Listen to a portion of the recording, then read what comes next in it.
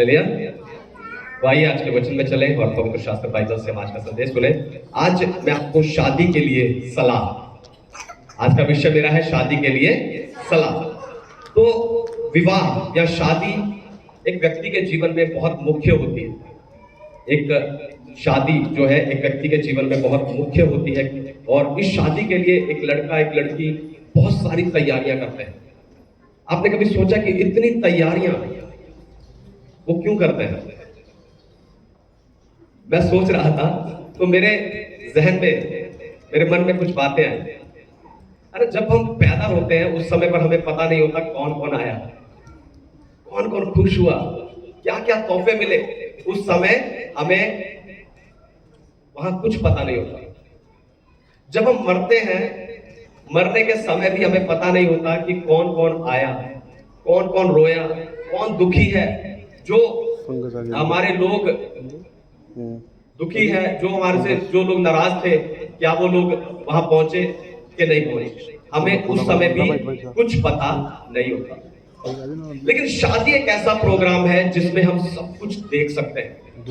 उस शादी को हम एंजॉय कर सकते हैं और कौन कौन आया है, कौन खुश है और किसने क्या दिया है, वो सब हम वहां पर जान सकते हैं। तो आज यहाँ मेरे सामने जो आप सब लोग बैठे हैं, मैं आपको 3 हिस्सों में बांटना चाहता हूं। पहले वो लोग जिनकी शादी नहीं हुई यानी कुंवारे, दूसरे वो लोग जिनकी शादी हो चुकी है यानी शादीशुदा लोग, तीसरे वो लोग जिनकी आज शादी है। तो आज मैं खास रूप से इन 3 तरह के लोगों से बात करूंगा और आप सबको शादी के विषय कुछ बातें बताकर उत्साहित करूंगा। तो सबसे पहले जिनकी शादी हो चुकी है, वैसा निकालिए रूत की पुस्तक अध्याय 2 और उसका वचन 6। रूत 2 का 6।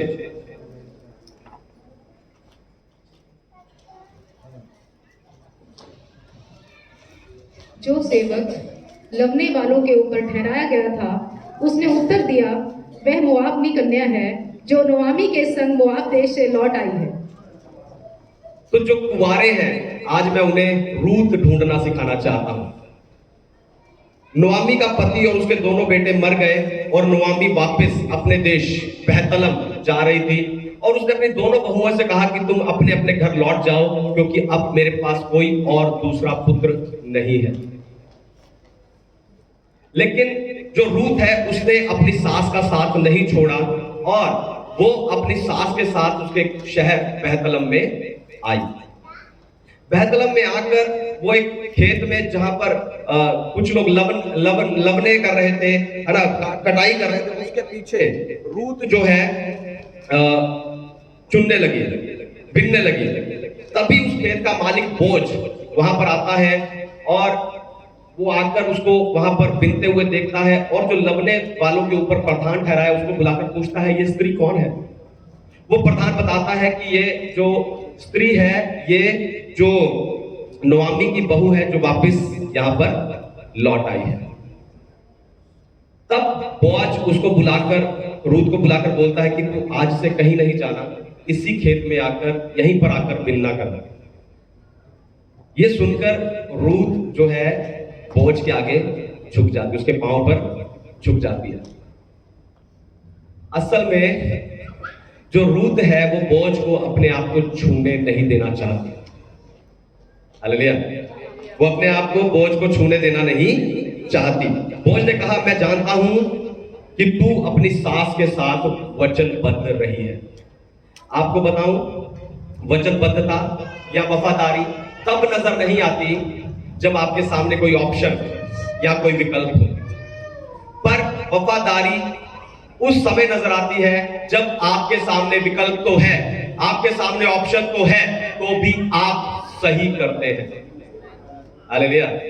इसलिए जितने कुंवारे हैं, आज मैं आपसे कहना चाहता हूं कि आपको ऐसी रूत चाहिए, ऐसी रूत चाहिए जो काम करने वाली हो, देखभाल करने वाली हो, रिश्तों को समझने वाली हो और चरित्र की पक्की हो। लेकिन आपको जल्दबाजी नहीं करनी। जितने कुंवारे हैं आपको जल्दबाजी नहीं करनी, क्योंकि जल्दबाजी में राहेल की जगह लिया मिल जाएगी। हालेलुया। याकूब राहेल को पसंद करता था, वो बहुत सुंदर थी, वो उससे शादी करना चाहता था और राहेल से शादी करने के लिए उसने राहेल के पिता के घर पर 7 साल मजदूरी की और 7 साल के बाद शादी का दिन आया। याकूब तैयार होकर सूट पहनकर शादी में पहुंच गया। वहां से दुल्हन तैयार होकर गाउन पहनकर आ गई। पादरी ने उनकी शादी करवा दी। लेकिन अगले दिन उसे पता चला,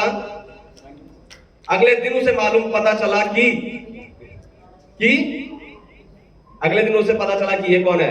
ये राहेल नहीं, लिया है, जो राहेल की बड़ी बहन है और वो सुंदर नहीं थी।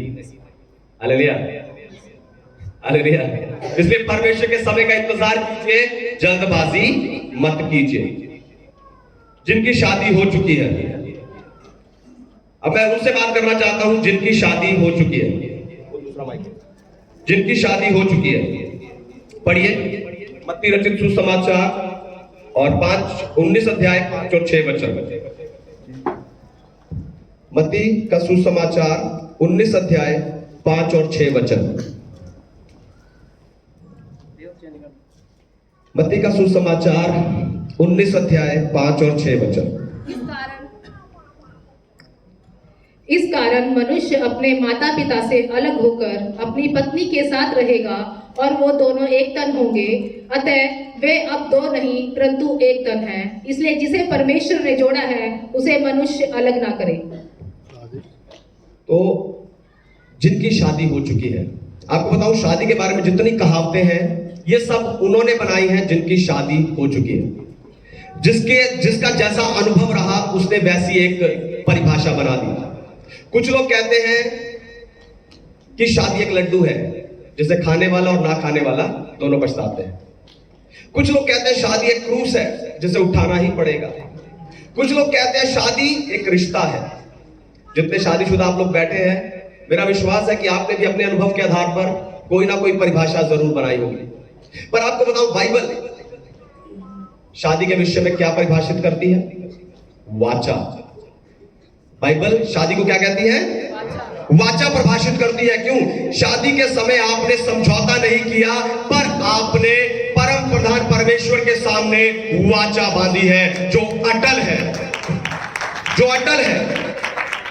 इसलिए जिनकी शादी हो चुकी है, मैं आपको बताना चाहता हूं ये जीवन भर की वाचा है। जो वाचा आपने बांधी है ये जीवन भर की वाचा है।